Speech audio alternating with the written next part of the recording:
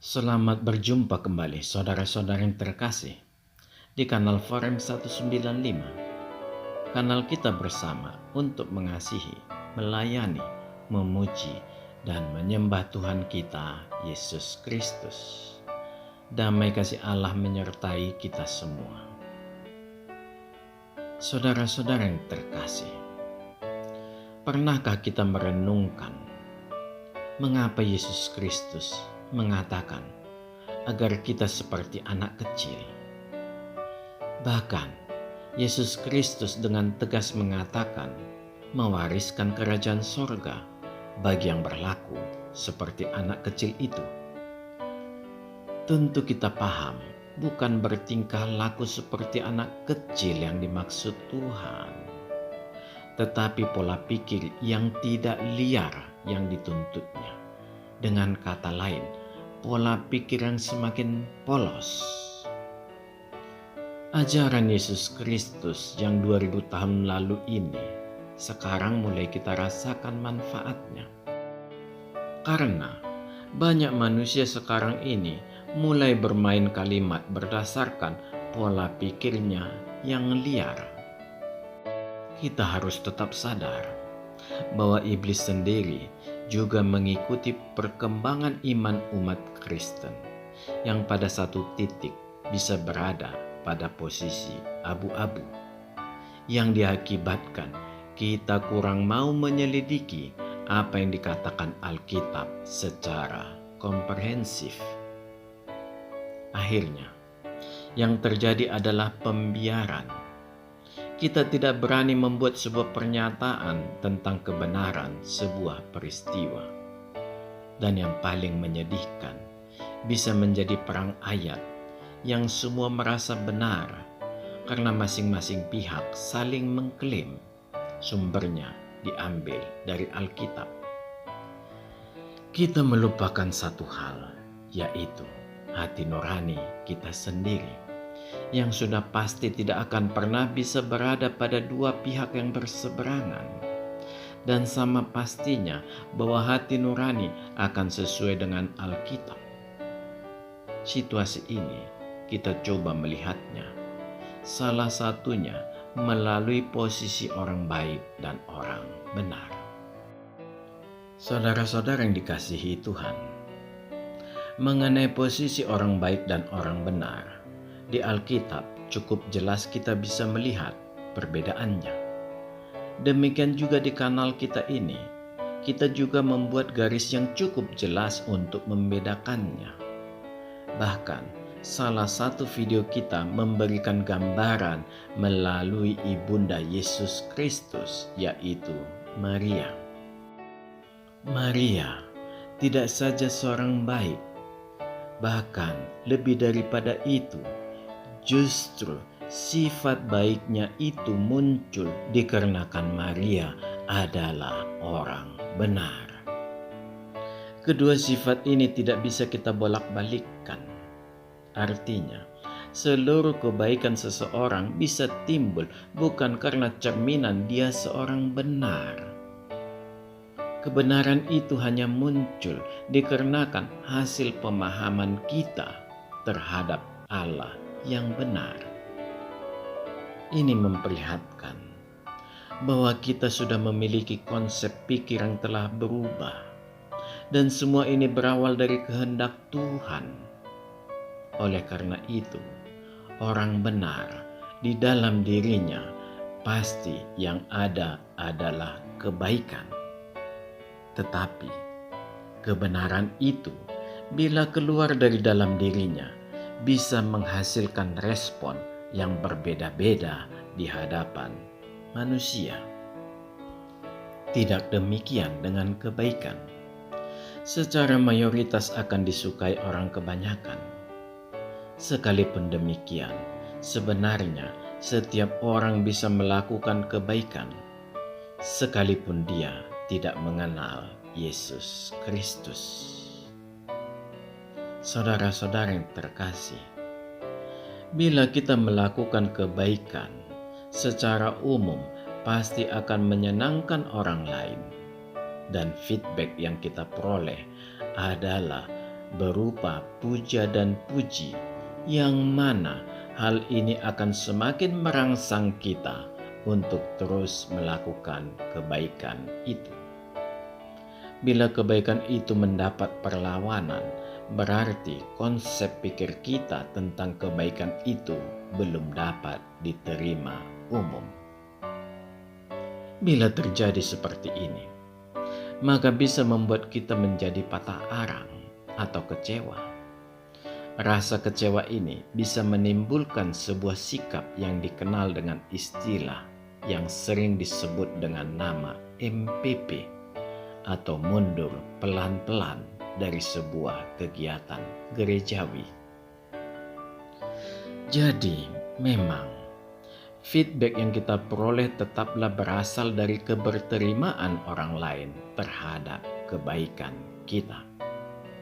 Padahal, tentang ini baru kita tinjau hanya dari sebuah titik yang bernama kebaikan. Sekalipun demikian, tetaplah berusaha membuat kebaikan. Sebuah warning atau peringatan yang sangat baik bahwa kita harus semakin mawas diri ketika kita memperoleh sambutan yang baik terhadap sebuah lagu pujian yang mungkin kita bawakan di gereja. Kita berbahagia boleh, tetapi tetap harus lebih bertekun, berlatih untuk mencapai hasil yang lebih lagi. Karena yang terutama yang harus kita menangkan bukanlah audiens, melainkan hati Tuhan. Inilah kunci yang harus kita pahami bersama. Saudara-saudara yang terkasih, jadi dampak dari sebuah kebaikan seperti yang kita katakan tadi tetaplah bermata dua. Sekalipun demikian, sebuah kebaikan secara mayoritas akan disukai orang kebanyakan. Dikarenakan konsep pikir kita juga berangkat dari cara pikir orang kebanyakan. Inilah kunci berikutnya yang harus kita pahami bersama juga. Bila kita renungkan posisi interseksi efek kebaikan itu, yang mana ada yang positif dan ada yang negatif, padahal kita sudah melakukannya berdasarkan sebuah standar kebaikan yang hakiki, maka kita tidak perlu kecewa bila mendapat respon negatif. Standar kebaikan yang berangkat dari posisi hakiki itu adalah sebuah cara kita untuk menaikkan marwah atau wibawa kelompok atau audiens kita menjadi tidak saja sekedar berada di dalam kebaikan semata, tetapi sudah berangkat dari sebuah kebenaran.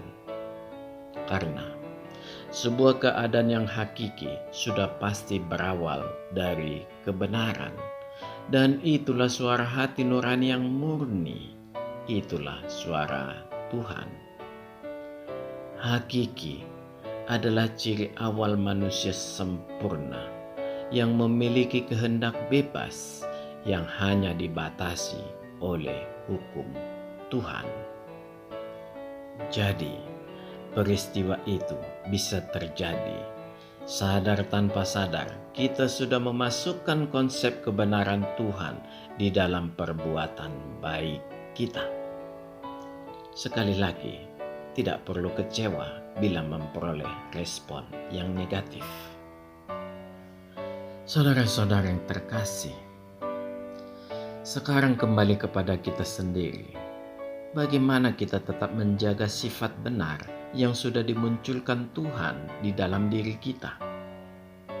Sekali lagi saya ulangi, yang memunculkan adalah Tuhan sendiri, bukan kita. Semua tergantung pada kita sendiri, apakah kita akan memperkecil porsi kebenaran itu dengan berfokus atau dengan target ingin semakin menyenangkan orang kebanyakan.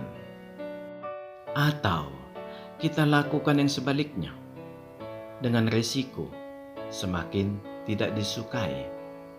Mungkin yang harus kita pahami benar-benar bahwa ada dua hal yang memungkinkan memberi efek negatif, yaitu yang pertama, memang orang kebanyakan itu hanya ingin mendengar hal-hal yang baik.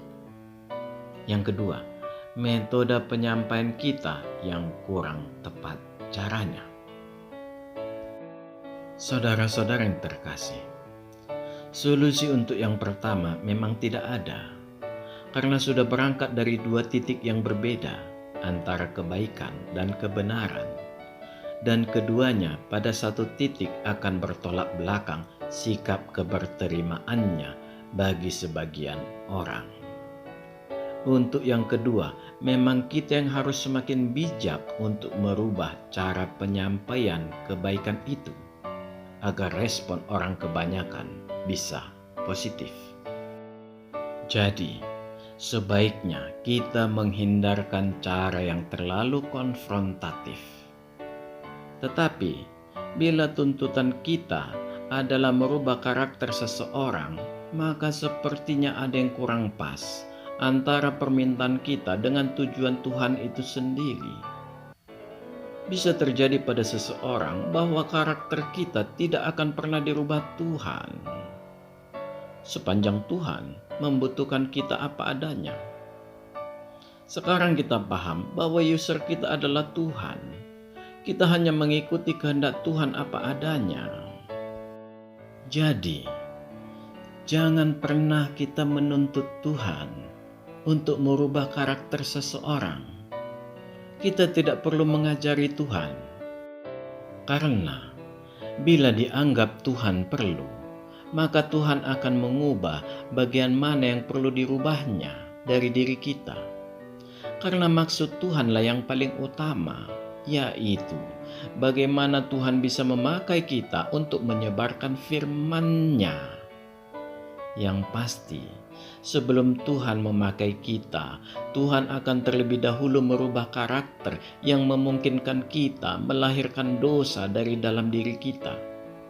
Kembali saya ulangi sekali lagi, Tuhan hanya merubah karakter yang akan memungkinkan kita melahirkan dosa dari dalam diri kita.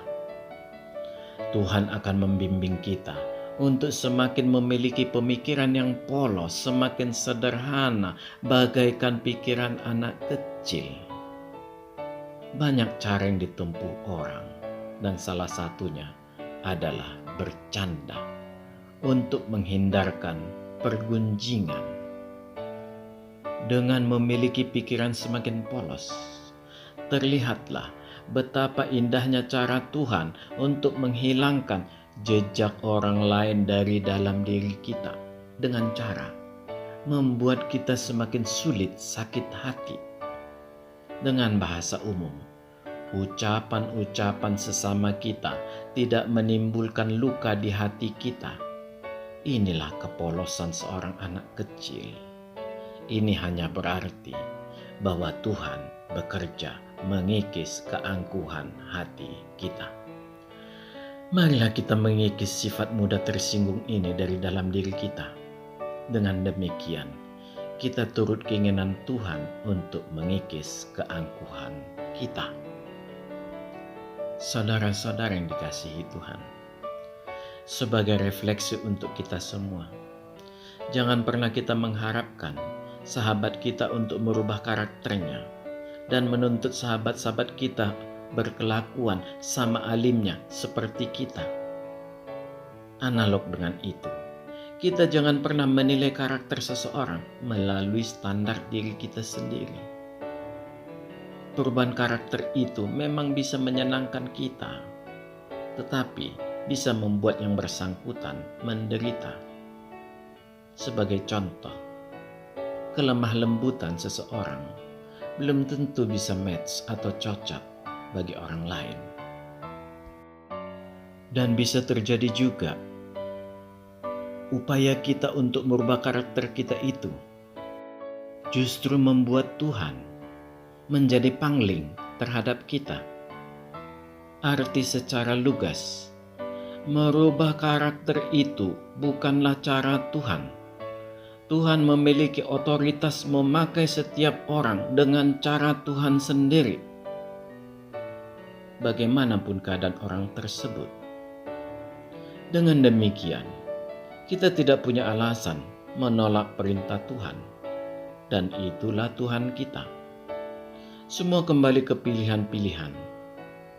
Kita mati-matian menjadi orang baik untuk menyenangkan orang lain, atau kita memilih menjadi orang benar untuk menyenangkan Tuhan.